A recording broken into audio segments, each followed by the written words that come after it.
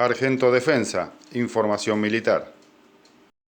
Ejército argentino. Entre el 17 y el 20 de noviembre se llevará a cabo en la zona de embalse Río Tercero, provincia de Córdoba, el ejercicio Candú 3, continuidad evolutiva del Candú 1 y Candú 2. Este ejercicio es una instancia de adiestramiento operacional de alta complejidad que integra las lecciones aprendidas en las ediciones anteriores y eleva el nivel de exigencia en operaciones de protección, control y recuperación de infraestructuras críticas.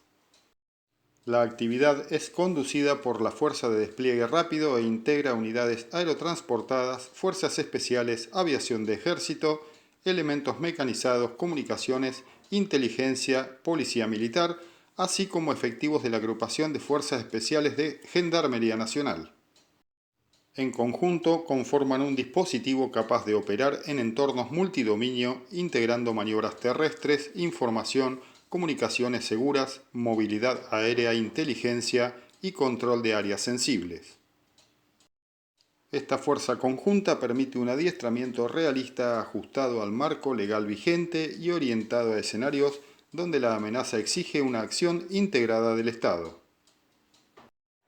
El pasado fin de semana se desarrollaron los procedimientos de alistamiento inicial, despliegue logístico, ocupación de áreas de reunión, establecimiento de enlaces y verificación de capacidades de apoyo, así como la instalación del puesto comando móvil configurado para la conducción en ambientes multidominio, que quedó operativo para atender todos los requerimientos reales del despliegue como los planteados por la situación del ejercicio.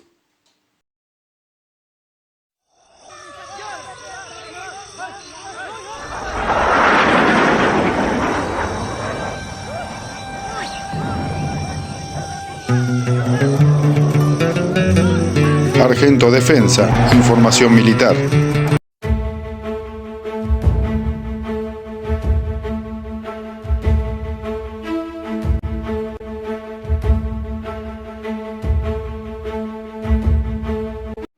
Argento Defensa, información militar.